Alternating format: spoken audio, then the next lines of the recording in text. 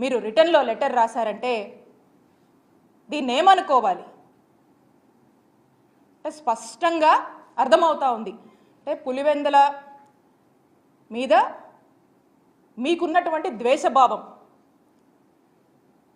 మీకున్నటువంటి రాజకీయ కక్షలతో పులివెందుల మెడికల్ కాలేజ్కి అనుమతులు వస్తే కొన్ని సీట్లకి వద్దని మీరు లెటర్ రాశారంటే ఇది మనకు స్పష్టంగా అర్థమవుతా ఉంది. ఇలానే మనం మొత్తం మీద కూడా చూసినట్టయితే మనకు స్పష్టంగా మొదటి నుంచి కూడా అర్థమవుతా ఉంది.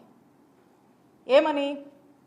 ఈ మెడికల్ కాలేజ్ తీసుకురావాలి, ఈ రాష్ట్రంలో టెరిషరీ కేర్ స్ట్రెంథన్ చేయాలి అనేటువంటి ఆలోచన జగన్మోహన్ రెడ్డి గారు చేశారు.